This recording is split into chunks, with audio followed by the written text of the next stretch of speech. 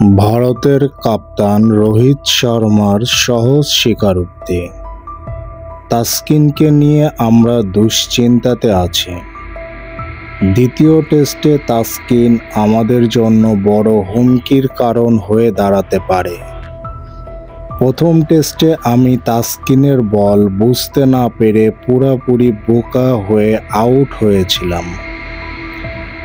তাসকিন বাংলাদেশের একজন অন্যতম সেরা বোলার। দলের হয়ে ইনিংস শুরুর ব্রেক থ্রুগুলো তাসকিনই এনে দেয় মূলত। তাসকিন যদি তার চিরচেনা রূপে জ্বলে ওঠে, সেটা ভারতের জন্য অনেক বড় বিপদের কারণ হতে পারে বলে মনে করছেন ভারতের ক্যাপ্টেন রোহিত শর্মা। তিনি আরও বললেন, আমরা অনেক সতর্ক আছি। তাসকিনের বল খেলার জন্য বাড়তি অনুশীলন করছে আমাদের প্লেয়াররা।